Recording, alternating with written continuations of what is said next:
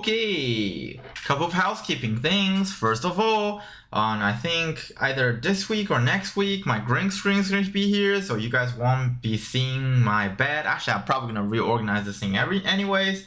And second of all, I'll be making more educational videos. It seems like a lot of people don't understand what exactly the indicator really means, and people are misusing them, which I found is super funny. And I had a conversation. So I plan to start an investment club or investors club in my MBA program, not MBA program, master's program.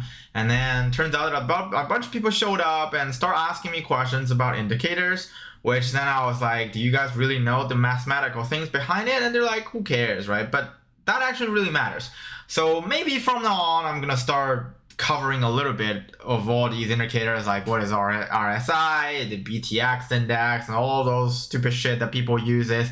What's the difference between exponential moving average and moving average? And a bunch of people are flexing their MACD on Discord and saying that's like the most accurate or viable indicator that they're using. But in reality, do you really understand what it really is talking about? And technically speaking, models are dead. Like, you are alive. Like, you're the person who's utilizing models. So there's no point for you guys to use the default numbers if we know that there are other numbers that will probably work better than the default numbers, right?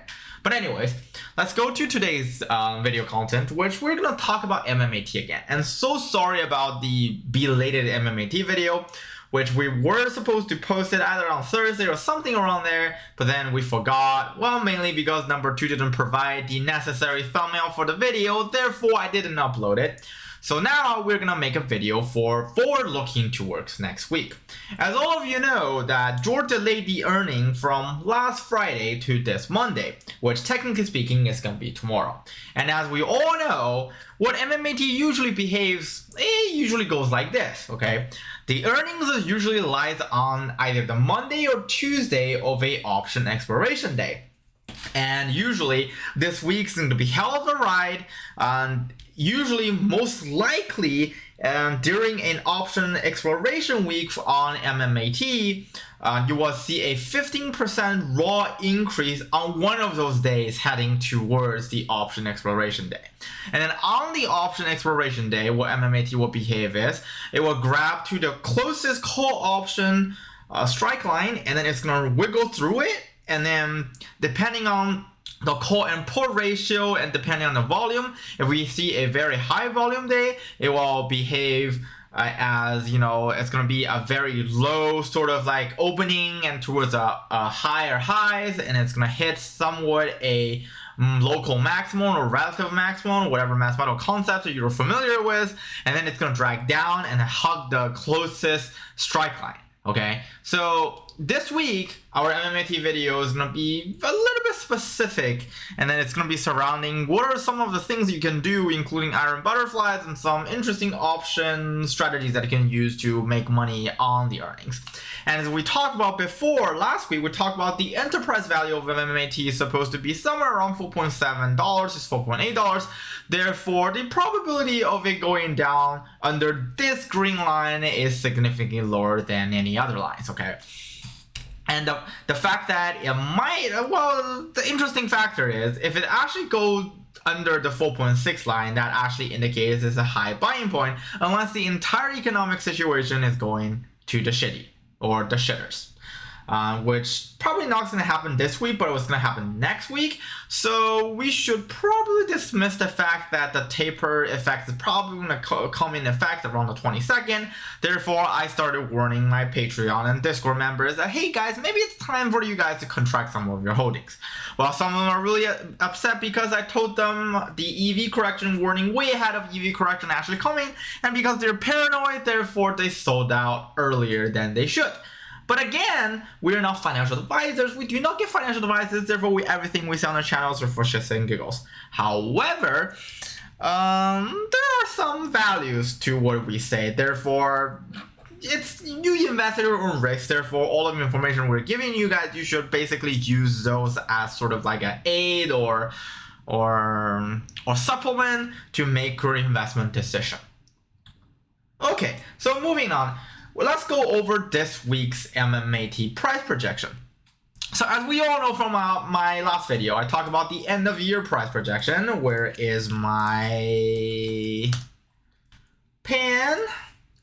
So our soft end of the year projection is around $5.8, right? Sorry about my handwriting. It's pretty bad right now because, you know, DD's trying to find a hot girl from it. It's not really worth it or not really happening. Therefore, I'm making stock videos. But anyways, so our end of the year projection is $5.8, and most analysts is slapping the $6 and $6.2 at our face. And we all know that the enterprise value of this stock is about $4.8. Okay, which now we're traded at a fair value. And last week we have $4.7, which I said you can just start buying $5 call options and $4 call options, not $6, because I think $6 is actually overvalued a little bit. And the probability of it hitting 6 actually is a huge gamble, especially when we still have MMTLP logistic problems coming on our way. And we're gonna dedicate a specific video on the MMTLP logistic videos because the whole dividend issue is actually gonna become a huge issue by the end of the Christmas. So let's go back to price prediction, okay? So as we talked about this before, right? So our general plan here is, so we know that the enterprise value is $4.8. So whenever the stock price actually go lower than $4.8, we buy some $5 options and $4 call options. And we wait until it reaches $5.5 or $5.6 or somewhere around $6, and we either liquidate all of those call options or we flip it and start selling CCs. CCs are called selling covered calls, okay? When you're selling covered call, you're literally betting that the stock is most likely not gonna reach your strike price during this period of time. But the reason why we're selling cover calls is because we're holding the stock for long. Therefore, we're trying to use cover call options to basically utilize or realize the return that, just say our base is $4 and then you know, the price actually go to $5.8. Therefore, we're trying to realize the $1.8 price increase or appreciation without actually selling the physical shares. Of course, by selling covered calls, you probably won't get the $1.8 per share exactly. You probably will have a discount. But because we plan to hold this for a longer period of time, therefore, even if you just realize half of that on around $1.9 per share, it's actually a pretty good deal. So where the stock is going to actually go in the next week? Our price prediction is it's probably going to go somewhere over here. So if you see this yellow line, right, we talk about it's the G-spot line. In order to actually go up over to the 5.5 sweet spot that we're talking about, we really need to go over the sweet spot. So our price prediction is, if Monday earning that George actually come out and say, hey guys, we have more than $8.9 million purchase orders now, and assuming that he's not stupid enough not to say this, because this is actually a very, very critical piece of information that he gave out in one of those investor conferences that nobody actually looked at. And what else? They need to talk about they secured a contract in Nanotech Security Corp. They not only secured a contract, they extended the contract, but also they extended their revenue stream. And what they need to talk about is they need to talk about the scarcity of raw materials right now in the world, and they have to talk about the potential that metamaterials is going to replace those materials, and then their progress of actually talking to OEMs and trying to figure out a cost-effective way of replacing existing material with metamaterial, or starting like a pilot program, whatever. I'm not really sure if they started doing that or not. If they did, good for them. If not, they have to start doing that. And then third of all, what they really need to stress is they want to stress that their month-to-month or quarter-to-quarter purchase order is going to increase. And it's going to increase significantly. And as we did the math before, as long as their purchasing order will reach about twice the amount of this, or about 16 million or even 24 million purchasing orders, it's pretty much all set. MetaMaterial is going to be all set for this year, and next year we actually will see some significant revenue coming out. We're not saying that they're actually going to make profit, but they're definitely going to make a significant amount of revenue that will ease the investor fear of, are we gonna keep having negative earnings per share? Are we gonna keep having those, Georgia spending money and not spitting out money back to investors, right?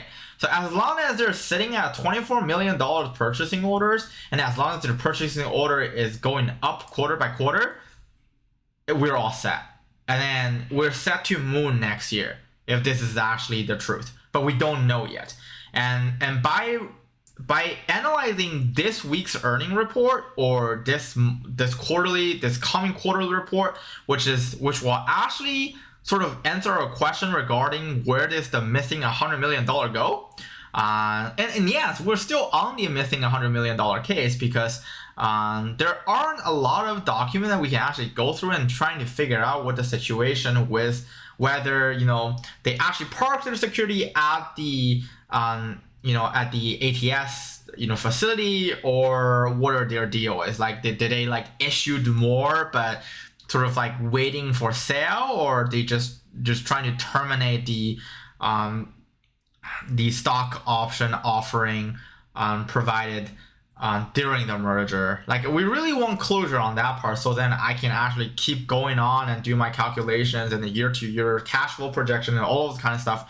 Because all of these outstanding shares out there that is not reachable for regular investors, and especially they sort of become a phantom share, and technically speaking, they're already accounted for in the share price, because when they already issued that document out beforehand during the merger, a lot of investors already sort of put that amount of shares in their price projection. Therefore, we see a very sharp decline in the stock price. It's actually irregular for merged companies to go that far of a share price plummet. If we apply the same model to BBIG and other companies, it seems like people are overreacting on MMAT. As of, if you guys don't know what I'm talking about, we're talking about this huge drop here, right? So what Jordan need to do, or the company need to do, is they need to be more transparent to their investors, but at the same time, they need to sort of putting out more guidance regarding, like what exactly they're doing on their financing side. Because even with the MMAT LP situation, it's kind of fishy, guys. Even though they're not legally bound to give any report or give any disclosure, but it's really great that if they can give investors some guidance or some introduction to what they're exactly doing with the dividend, and whether they have any updates on the dividend, which we were expecting that they're going to talk about it in the previous earning report, but they did not. So we're expecting that they should talk about this in this earning report, since we only have a month and a half left until all of your dividend shares actually goes to zero, unless they decide to extend their tenure, right? The tenure of the dividend shares. But anyways, I think we're going off topic a little bit. This week's, we do think that the share price will go over $5.2 line by the end of an option expiration, which is on the 19th. And again, all our options are a longer time horizon, so we might or might not liquidate them, but depending on the general economic situation, we might or might not liquidate those around $5.4 or around $5.36, and then we might sell some cover costs if we actually generally trending up.